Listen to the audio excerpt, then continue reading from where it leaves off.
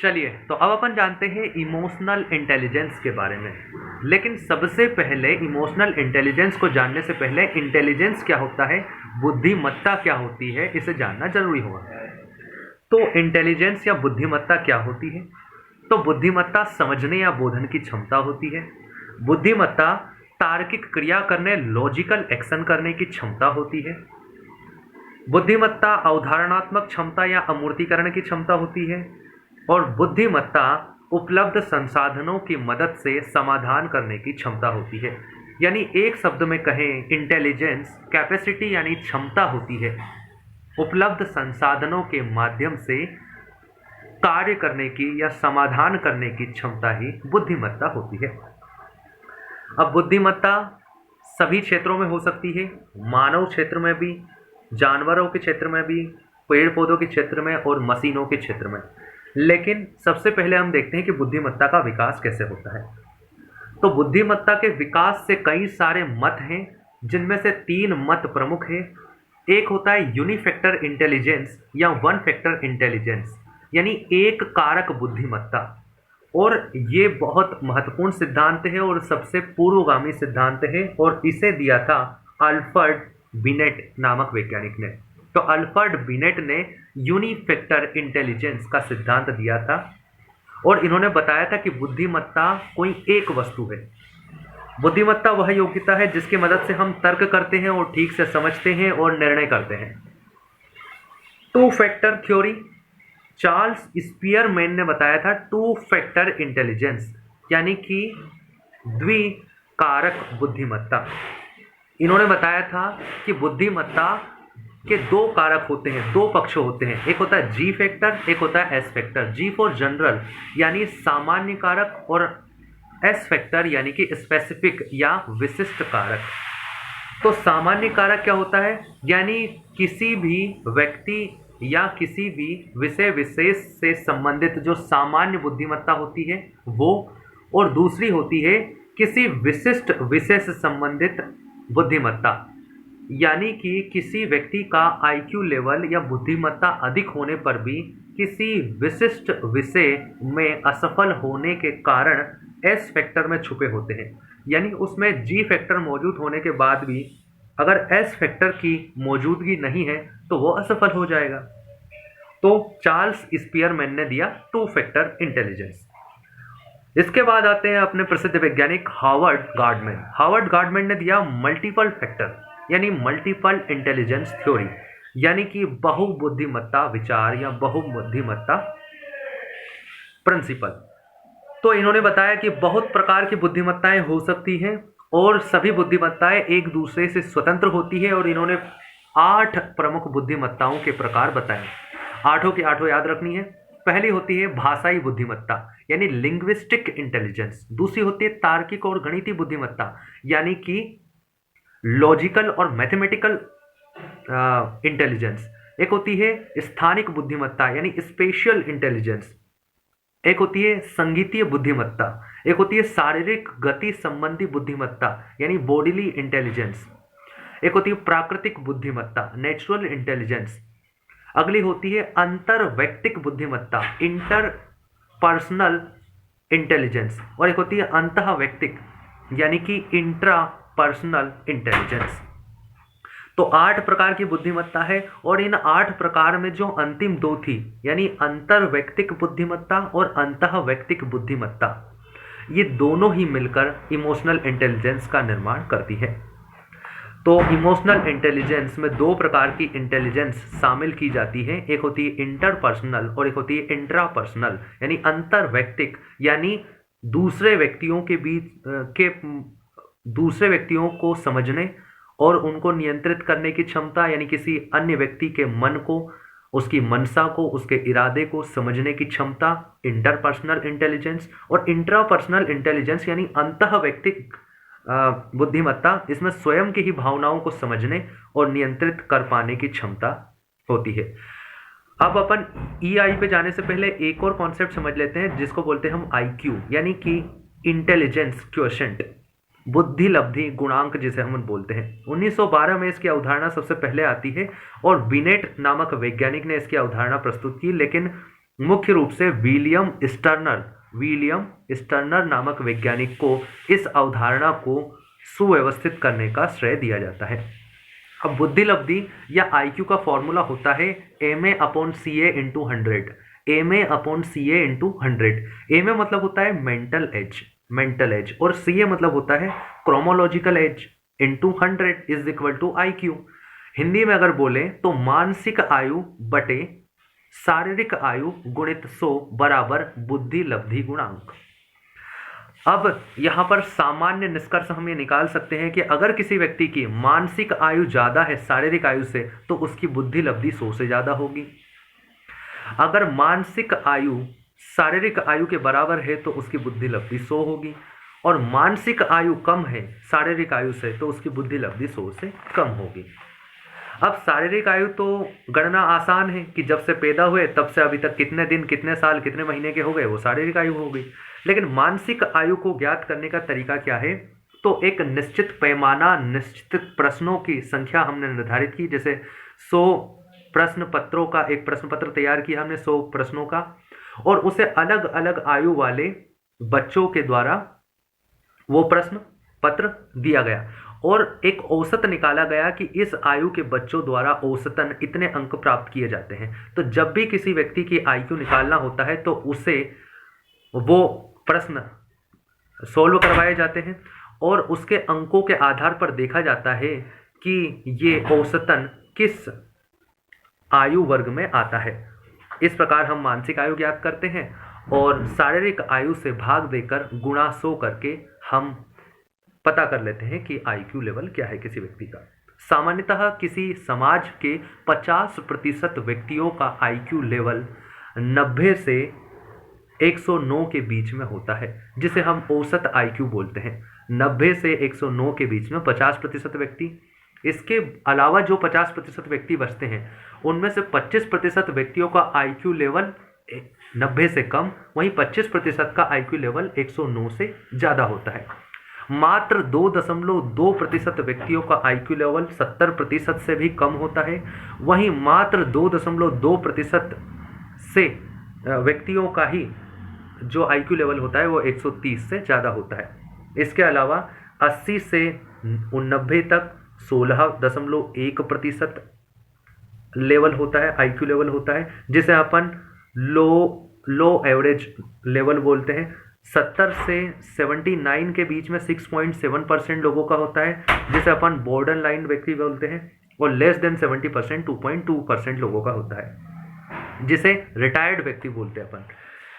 110 से 119 16.1% व्यक्तियों का होता है, जिसे अपन हाई एवरेज आईक्यू लेवल बोलते हैं। 120 से 129 6.7% व्यक्तियों का बोलते हैं, जिसे अपन बॉर्डर व्यक्ति बोलते हैं, सीमांत व्यक्ति बोलते हैं। यानी इससे ऊपर अगर वो निकल गया 130 से ऊपर तो उसे अपन वेरी सुपीरियर पर्सनालिटी बोलते हैं।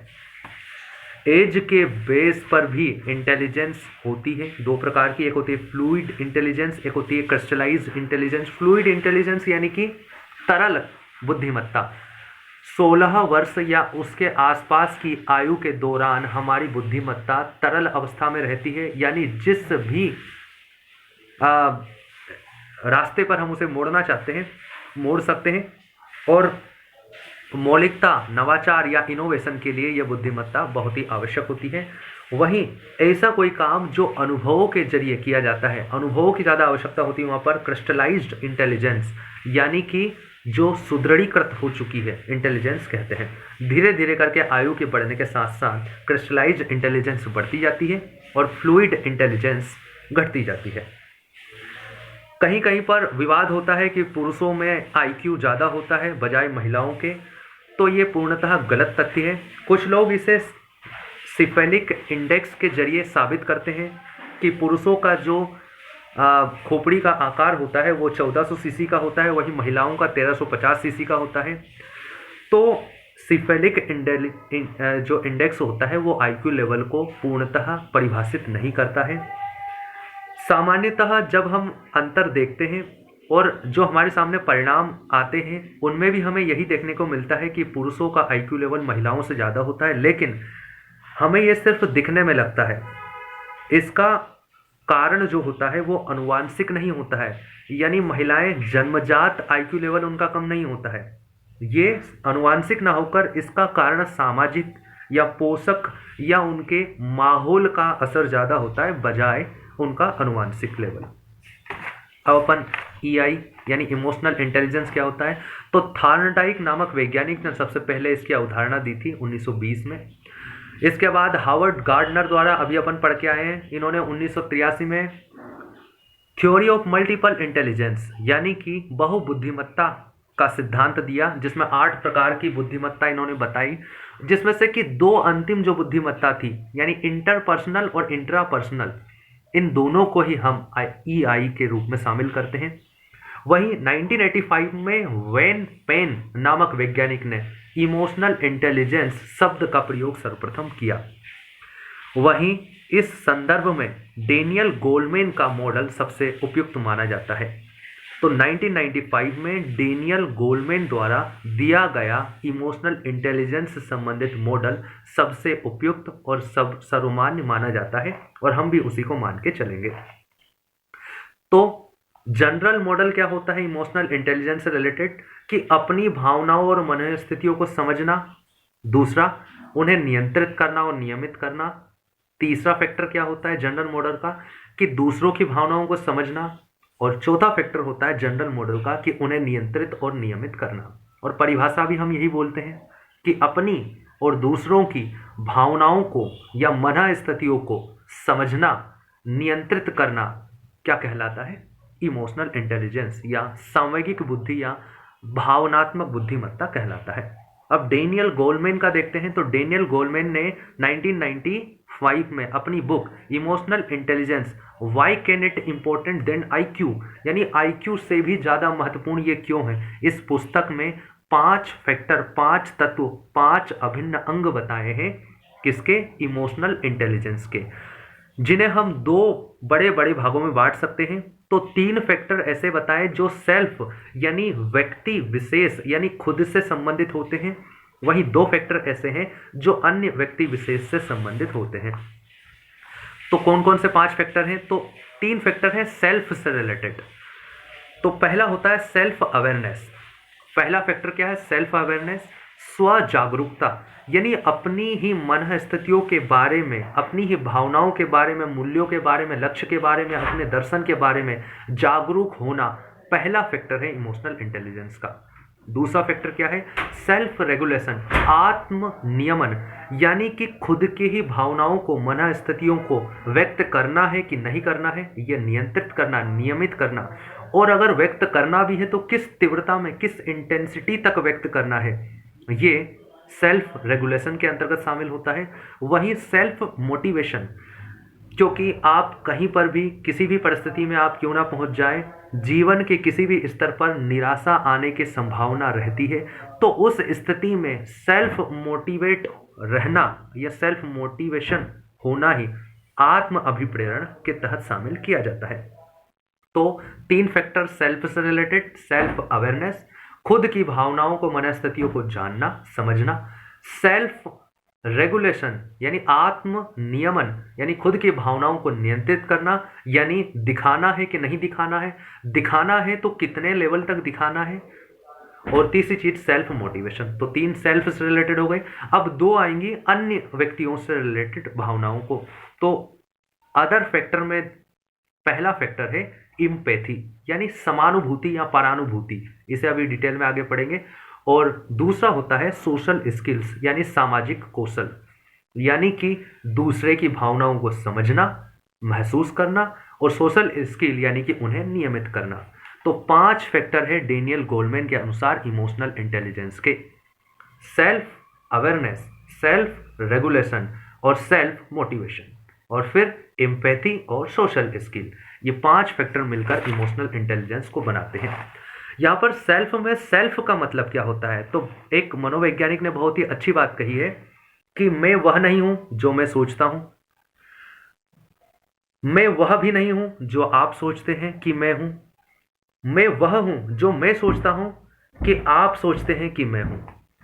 यानी मैं वह नहीं हूं जो मैं सोचता हूँ कि मैं हूँ, मैं वह भी नहीं हूँ। जो आप सोचते हैं कि मैं वह हूँ जो मैं सोचता हूँ कि आप सोचते हैं कि मैं हूँ। अब एम्पैथी, तो एम्पैथी दो प्रकार की होती है, कॉग्निटिव एम्पैथी और इमोटिव एम्पैथी। कहीं कहीं पर गलत वर्गीकरण में मिलता है कि एक सिंपैथी होती है और सिंपैथी का अगला चरण एम्पैथी आता है, यानी कि सहानुभूति होती है और सहानुभूति आगे चढ़कर समानुभूति बदल जाती है। लेकिन ये गलत वर्गीकरण है। जो सहानुभूति होती है वो समानुभूति का एक प्रकार होता है। यानी एम्पैथी दो प्रकार की होती है, कॉग्निटिव यानी संज्ञानात्मक समानुभूति और इमोटिव या संवेगात्मक या भावनात्मक इम्पैथी या समानुभूति। तो जो इमोटिव इम्पैथी होती है, जहाँ पर हम दूसरों के भावों को, मनस्थितियों को समझ सकते हैं और महसूस भी करते हैं, उसे ही हम सिंपैथी नाम से जानते हैं। यानी emotive empathy is equal to sympathy. और कॉग्निटिव इम्पैथी में सिर्फ दूसरों की भावनाओं को समझना, तो सिर्फ समझना कॉग्निटिव यानी संज्ञानात्मक, यानी सिर्फ समझ पा रहे हैं, और अगर महसूस भी कर पा रहे हैं तो उसे इमोटिव इम्पैथी कहते हैं। यानी इमोटिव इम्पैथी में कॉग्निटिव इम्पैथी शामिल होती है, क्योंकि कॉग्निटिव इम्पैथी आएगी तभी तो इमोटिव इम्पैथी में बदल पाएंगे उसको। और सोशल स्किल्स क्या होती है? अपने परिवार, अपने मित्र, अपनी टीम, अपने ऑफिस में व्यक्तियों को नियमित करने की या उनकी भावनाओं को समझने की क्षमता। तो कैसे भावनात्मक बुद्धिमत्ता विकसित कर सकते हैं या कैसे सीख सकते हैं? तो सीखने के दो प्रमुख सिद्धांत होते हैं। एक होता है संज्ञानात्मक अधिगम यानी कॉग्निटिव लर्निंग, और एक होती है इमोटिव लर्निंग यानी भावनात्मक अधिगम। तो कॉग्निटिव लर्निंग अच्छे आईक्यू के द्वारा सीखी जा सकती है। यानी अगर किसी व्यक्ति का आईक्यू लेवल अच्छा है तो वो कॉग्निटिव लर्निंग यानी कि कौन कौन से पक्ष हो सकते हैं, कौन कौन सी संभावनाएं हो सकती हैं, यानी मानसिक रूप से, बौद्धिक रूप से चीज़ों को सीखा जा सकता है, लेकिन कॉग्निटिव लर्निंग की जा सकती है। लेकिन इमोशनल इंटेलिजेंस के लिए कॉग्निटिव लर्निंग से ज़्यादा महत्वपूर्ण होता है इमोटिव लर्निंग यानी भावनात्मक अधिगम, जिसके लिए बहुत ज़्यादा आईक्यू लेवल का होना आवश्यक नहीं है, लेकिन बहुत ज़्यादा परिश्रम और बहुत ज़्यादा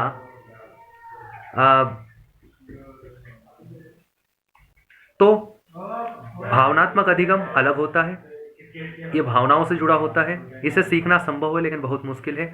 लगातार निरंतर प्रयास के द्वारा अलग अलग परिस्थितियों में जाकर विचारों के स्तर पर इमोशनल इंटेलिजेंस के इमोटिव लर्निंग सीखा जा सकता है।